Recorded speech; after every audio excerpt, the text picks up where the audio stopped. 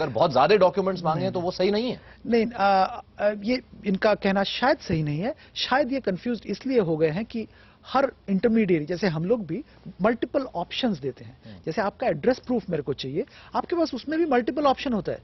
आप पासपोर्ट, जैसे ही कह रहे थे कि पासपोर्ट प्रोड्यूस कर सकते हैं, राशन कार्ड प्रोड्यूस कर सकते हैं, वोटर आइडेंटिटी कार्ड प्रोड्यूस कर सकते हैं, ड्राइविंग लाइसेंस प्रोड्यूस कर सकते हैं, बहुत सारे चीज है।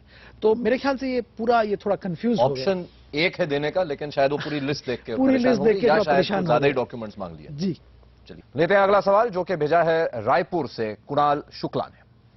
मेरा सवाल यह है कि मैं म्यूचुअल फंड में इन्वेस्ट करना चाहता हूं, परंतु एक साथ मैं बहुत सा पैसा नहीं लगा सकता।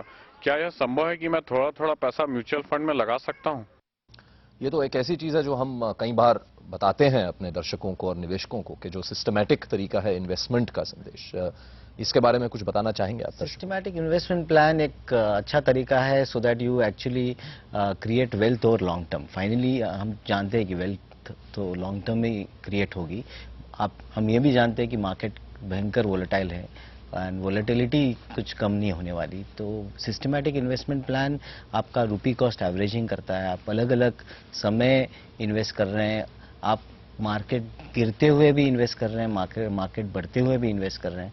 तो इन जेंटलमैन का जो सवाल था कि can you create wealth, I don't have full money, big पैसा अभी लगाना नहीं है, धीरे धीरे पैसा लगाना है। तो systematic investment plan is the right option to create wealth over long term. Sudeep, क्या आप देख रहे हैं कोई रुझान कि लोग अब आजकल एसआईपी करना शुरू कर रहे हैं? आज के दिन में बहुत एसआईपीज भी हो रहे हैं।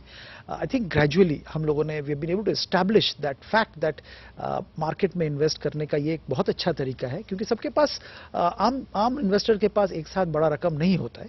तो हम लोग सब उनको सलाह यही देते हैं कि धीरे धीरे हर महीने आप थोड़ा थोड़ा करके निवेश करिए।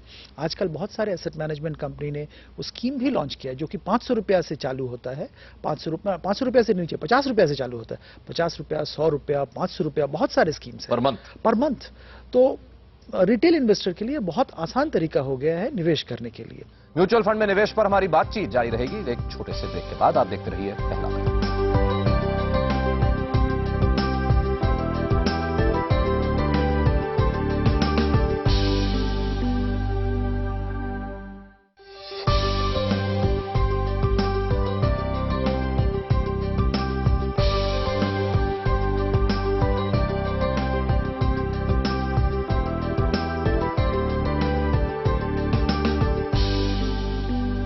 आप देख रहे हैं पहला कदम, नए निवेशकों के लिए हमारी खास पेशकश। बात हो रही है म्यूचुअल फंड्स में निवेश की और हमारे साथ हैं कोटक म्यूचुअल फंड के सीईओ संदेश किरकिरे और रिलायंस मनी के सीईओ सुदीप बंदोपाध्याय। आइए चलते हैं अगले सवाल की तरफ, जो है छत्तीसगढ़ के सावंत त्रिवेदी का।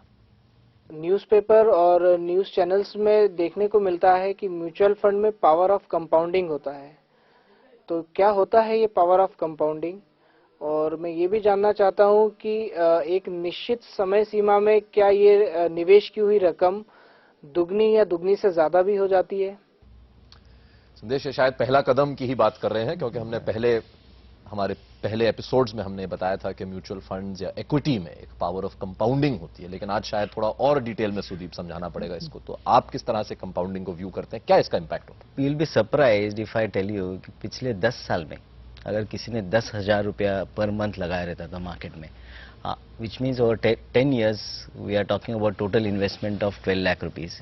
आज उसकी कीमत, आज उसका total value somewhere between 75 lakhs to 1 crore है। This is power of compounding and I think हम हमेशा कहते हैं हमारे इन्वेस्टर एजुकेशन प्रोग्राम्स में, देख आप स्कूल में जो भी पढ़े हैं आप बाकी सब कुछ भूल जाएंगे तो भी चलेगा, लेकिन आप कंपाउंडिंग के बारे में मत भूलिए, because that is what is important. जैसे टाइम इन द मार्केट जो कह रहे हैं हम कह रहे हैं कि आप time in the market you will achieve through mutual fund over long term, और लॉन्ग टर्म में आपका ये कंपाउंडिंग का बेनिफिट बनेगा। इसको अगर मैं थोड़ी और सिंपल तरीके से समझाना चाहूं तो क्या आप ये कह रहे हैं कि क्योंकि आपने पैसे 10 साल के लिए लगाए, पहले साल आपके पैसे बढ़े, एक रिटर्न आया, वो रिटर्न जो था वो उस पे ऐड हो गया, फिर वो एडिड अमाउंट पे जाके आपको फिर 15 या 16% का रिटर्न मिला, फिर उस एडिड अटेम्प्ट, क्या ये है कंपाउंडing? अगर सिंपल तरीके से समझें। सिंपल, मैंने आज 10,000 रुपया लगाया, उस पे मान लीजिए आपने 10% रिटर्न हुआ तो 1,000 रुपया आ गया, तो अगली पीरियड में 11,000 रुपया डिप्लॉय हो रहा है, उस पे 10% आया तो 1,100 आया। सो ऐसे ही कंपाउंडिंग होता रहता है। और ये पूरा टैक्स इफेक्टिव है कि इसके ऊपर आप टैक्स नहीं भर रहे हैं। जब टैक्सेशन कभी आता है पिक्चर में, जब अगर पैसा निकाले और अब आप कह रहे हैं कि long term capital gain tax अगर जीरो है, तो what we are talking about is a completely tax free kind of an environment. आइए अब चलते हैं एक बार फिर उदयपुर, जहां से निधि श्रीवास्तव पूछना चाहती हैं एक सवाल। म्यूचुअल फंड में एक साथ 10,000 रुपए लगाए। जब पहली स्टेटमेंट आई तो 200 रुपए काट लिए गए थे। मैं ये पता करना चाहती हूँ कि 200 रुपए किस चीज के चार्जेस काटे गए थे। बहुत तकलीफ है इनको संदेश के पैसे कट के नहीं, मिले इनको। ये जो रहता है अल्टीमेटली ये एंट्री लोड रहता है। कोई भी इन्वेस्टर, आप इन्होंने जो निवेश किया होगा, इन्होंने किसी डिस्ट्रीब्यूटर के थ्रू निवेश किया होगा। Distributor typically as a manufacturer, हम finally as a mutual fund I am a manufacturer, ये जो भी एंट्री लोड हम लोग काटते हैं वो entry load goes towards the distributor, जिसका ये हम कह सकते हैं उनका ये कॉस्ट ऑफ एक्विजिशन कमीशन की तरफ।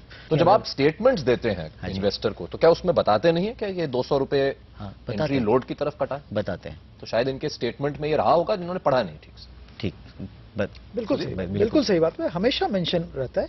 आई like to add to what Sandesh is saying कि apart from distributor commission, mutual fund also has lot of expenses.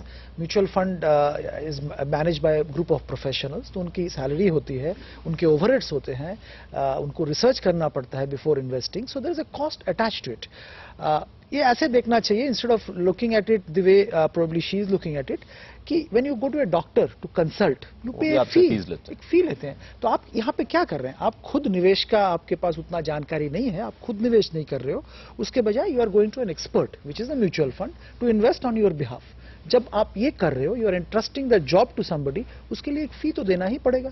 संदेश, क्या ये मैंडेटरी है रेगुलेटर की तरफ से कि जब आप स्टेटमेंट दें उसमें ये स्पेल आउट करना चार्जेस जरूरी है? एंट्री लोड बताए थे, I mean everybody is aware of that entry load. मेरे हिसाब से जैसे डॉक्यूमेंट आप इंश्योरेंस के रेगुलेटर